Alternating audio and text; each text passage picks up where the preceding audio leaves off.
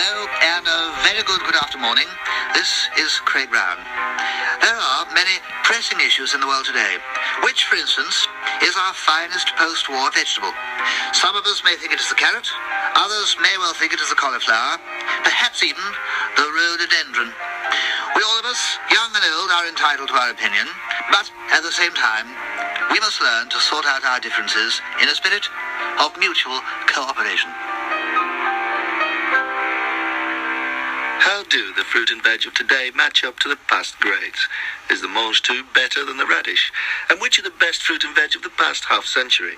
To discuss these and other matters, I'm joined by our high-powered panel, who between them have managed to whittle the original long list of 100 top fruit and veg to this, the 12 all-time greatest fruit and veg since 1945. So, at number 12, Michael Portillo, comes the chipolata. This might surprise some people. Why the chipolata?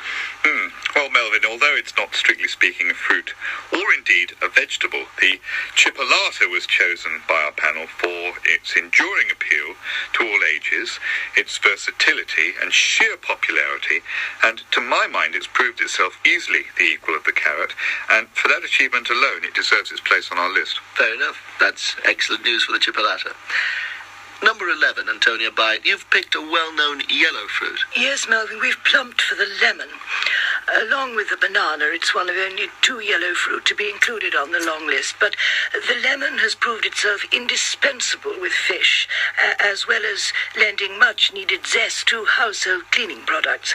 In a manner that is, to my mind, quite extraordinary, the lemon has consistently proved itself one of the most influential small fruits of the post-war era. One can detect its profound influence in many up-and-coming young fruits, such as the pawpaw and the mango, for instance. So no real surprises there, then. And so now we're into the top 10. Michael?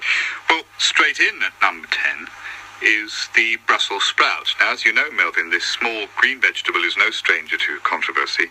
Some critics argue that it is merely an aspirant cabbage, others that it is liable to induce intractable wind problems. But to my mind, this is a vegetable that is really, truly breathtaking. It's worth pointing out, incidentally, that this is one of only 3 major vegetables on the long list to be formed of 2 entirely separate words, sprout and Brussels, though not always necessarily in that order. Excellent. I've always been a big fan of the Brussels sprout. And so to Brian Sewell for our number 9 choice. Brian? Brought up in ditches and on salt marshes, celery has a coarse texture and acrid taste, but nevertheless it earns its place on our list for its consistent ability to surprise and its internationally acknowledged brilliance as a soup. Thank you, Brian. Well, we'll be back with the rest of our greatest post-war fruit and veg in just a few minutes. 10 things you didn't know about Tuscany. Tuscany derives its name from Tucson, Arizona. Old vegetable, the battle rages. But we should not allow this ongoing controversy to obscure the very real achievements of the tomato. Like celery, it has established itself as a world-beating soup, but it's notably less stringy than its rival. And that's why you've chosen it, Michael Portillo, as your 8th greatest fruit and veg of all time. Yeah, straight off the vine, it's perfectly spherical, Melvin, yet when you cup it, it reinvents itself in equally perfect circular slices. To this extent, the tomato continues, in my mind, to justify its claim to be our leading contemporary postmodern vegetable/fruit. Thank you.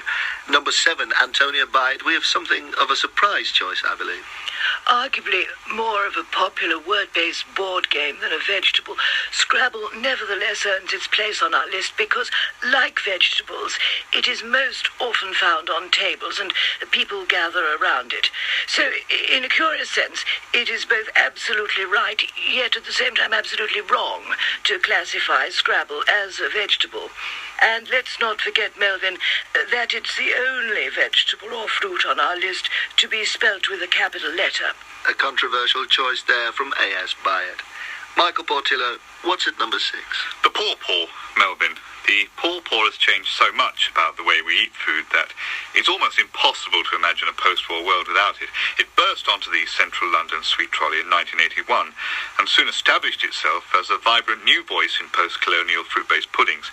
Incidentally, the notoriously reclusive pawpaw occasionally shelters under the pseudonym of papaya. Fascinating. And so now we're into the top 5 greatest post-war fruit and veg. Brian Sewell, what's at number 5? Well, it has to be baked beans, Melvin. Some people might wonder what on earth there is left to say about the best-selling vegetable in the country. Yet the baked bean continues to tantalize, delight, and revitalize all those whom consume it. Oh, quite. I couldn't agree more. Antonia Bai? Some people will no doubt complain that being a child-friendly vegetable is easy. It isn't. Children will abandon the Brussels sprout or the radish after only a couple of bites, but they will continue to immerse themselves in baked beans for hour after hour. I know that some of its critics complain that the baked bean is a pre-cooked vegetable, and others argue that the tomato should be given the credit for providing the distinctive sauce, yet the preeminence of the baked beans remains for me unquestionable. Unquestionable.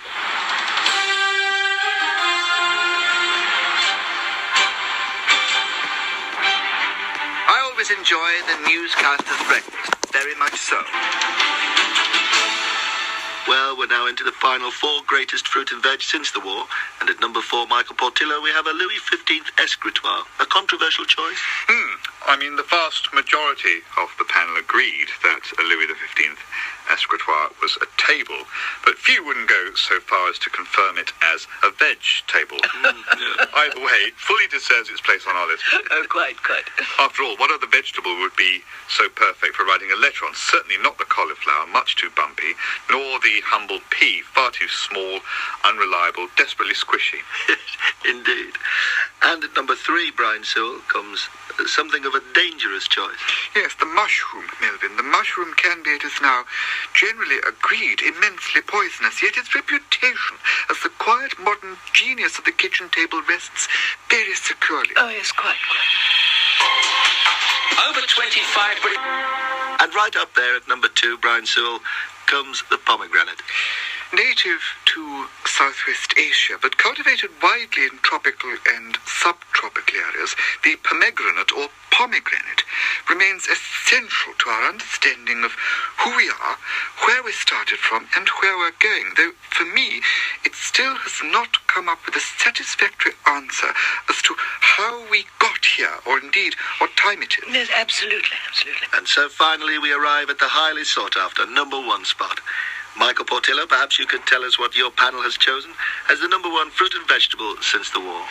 Well, after much heated discussion and stiff competition, the panel finally awarded the title of the greatest of all post-war fruit and veg to the beetroot.